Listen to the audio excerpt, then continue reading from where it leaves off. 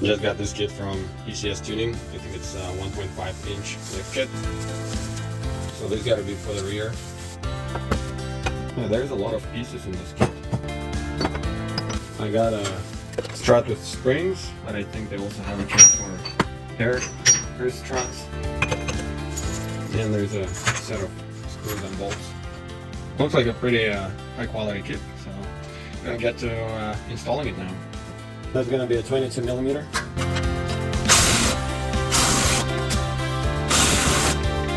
Well, it looks like I need a more powerful impact gun, so let's go with a breaker bar for the time being.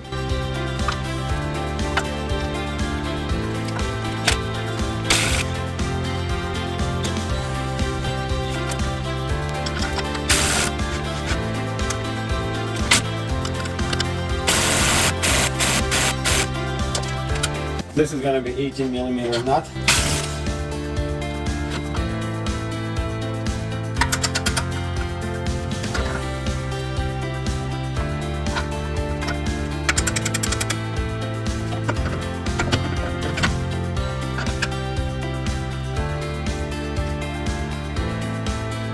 So here we need to remove 3 13mm bolts, nuts, to remove the strut, but we're blocked. This nut is blocked by the windshield washer fluid reservoir, so let's see if we can get it out of the way. Looks like there's another 10mm plastic bolt, nut. So we got the 3 of them out. Something else is holding it. I think I just need to lift it up.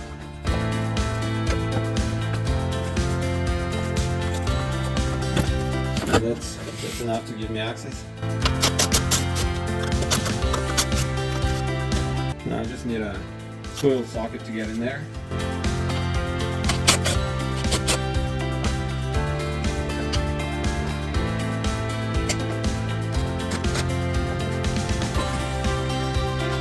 Alright, so we got the strut out. Now we gotta compress the spring. I'm just gonna take a look at how things look here. I guess this is the old serial number has been superseded, and this is where it shows how far the nut goes over the thread. So I can just see a couple of threads. Obviously I can reuse the nut, but I'm going to use the new nut that has a locking nut. So I'm just going to pay attention that this little rusty bit side, actually maybe it's just an orange marker, goes on the bottom, and this is where the rubber piece goes. Sometimes it's not hard to get mixed up.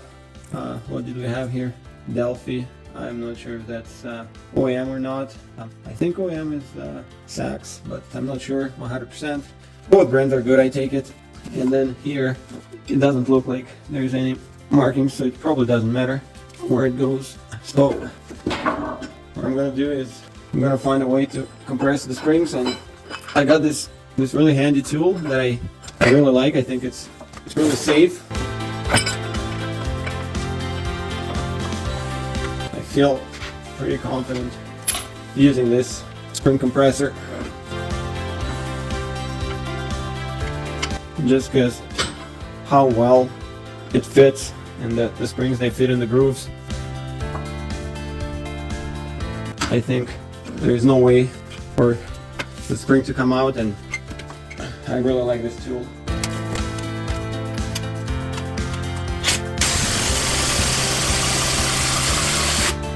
Alright, I think this should be enough for now. So this is freed up.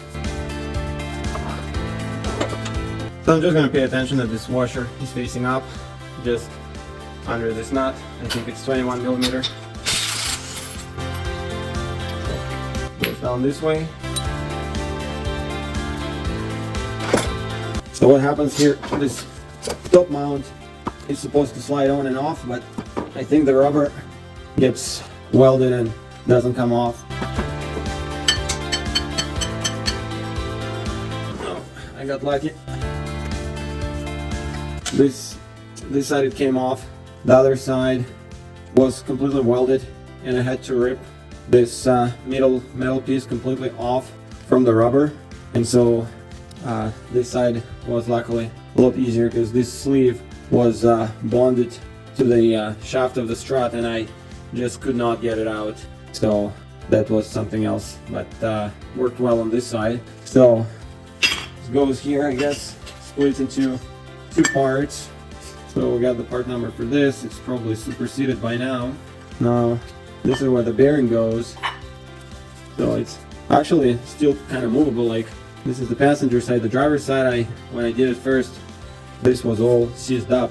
So I did order extra parts just in case.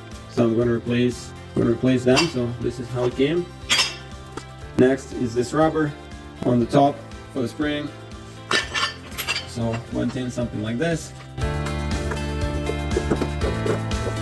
Alright, I'll just take it out now. And this is the biggest notch, I think, is where this spring will sit.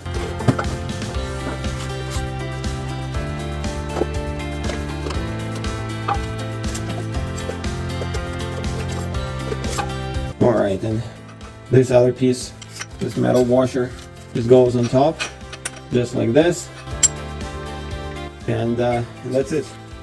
So these are the old part numbers here. I don't think I would ever replace this metal washer. It doesn't really rust.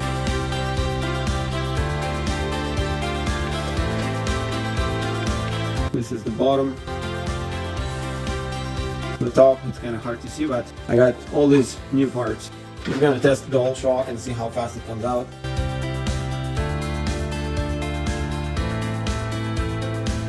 I can hear some kind of a scratching sound, and it's really easy to press it in with one hand, and so that's that.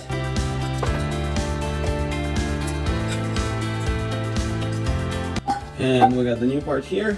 I wonder if it's going to be any different. It's a lot. It takes considerably more effort to push it in. It really hurts my arm. I can't push it in all the way. I think the rebound is way stronger. Alright, let's install the new hardware. You got here the serial numbers. I always try to buy in order. This one is sacks, just like the strut.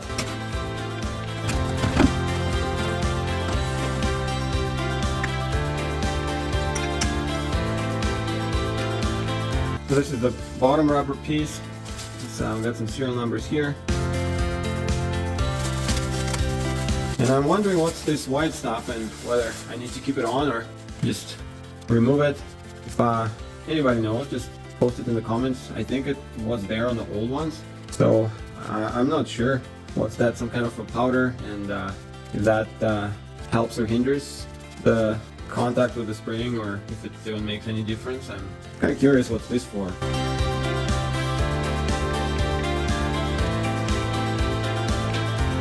Alright, let's see what else I got here. Here's the top rubber piece, and here's the serial number. And this is the some kind of a bearing, coil spring pocket with bearing. I'll be changing the pocket, but I'll be keeping the bearing just because I'm installing this ECS tuning lift kit, and it looks like it's magnetic.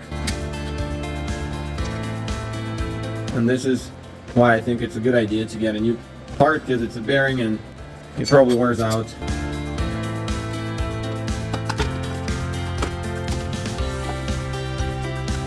So normally this metal plate would go into this top rubber mount, but since I'm installing the lift kit, they supply another plate that goes in here, just like this. And then I can separate this bearing, put it in here, and put in the top mount. And then this metal washer goes on top.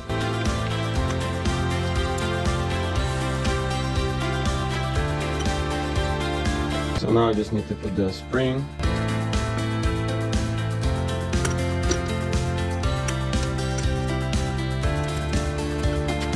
So I just got to make sure it's aligned right here.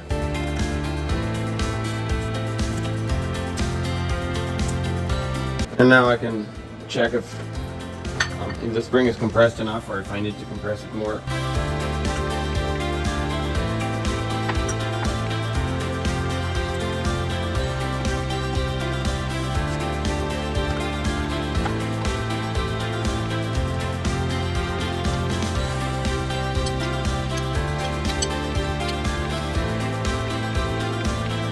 I might need to just compress it just a little bit more.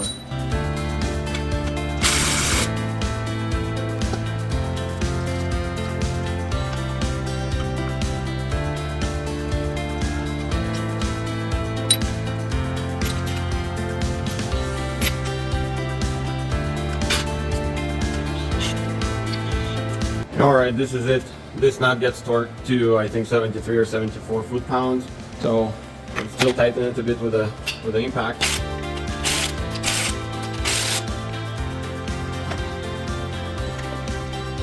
This top mount is the same all around, so it doesn't matter how you position it. The bottom one has this perch again.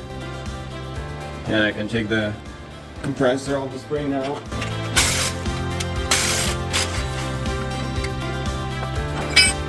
All I need to do now is install this top plate from the lift kit.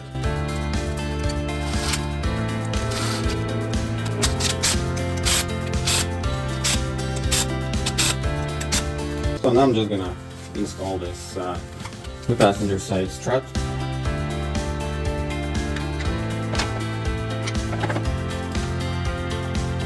So you just have to get those 3 studs through the holes, and then you can rest the bottom just on the half shaft, and then we're gonna put just the nuts so that it doesn't fall out.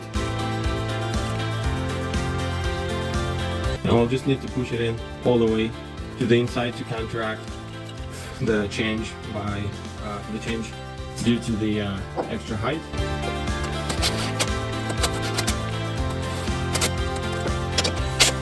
So here we're only doing 25 foot-pounds.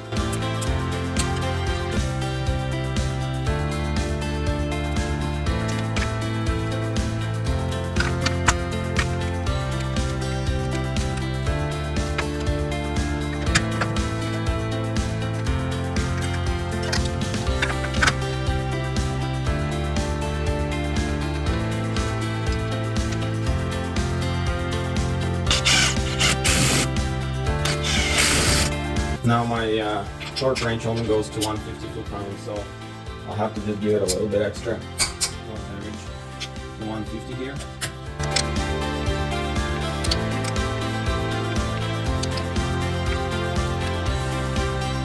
This should be good now.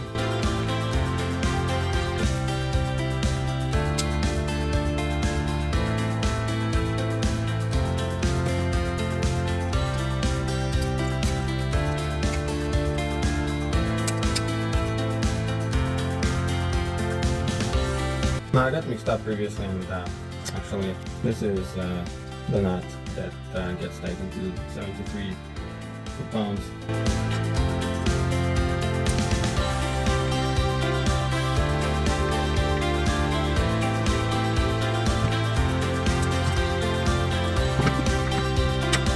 This is going to be 80 millimeters and 73 foot-pounds of torque.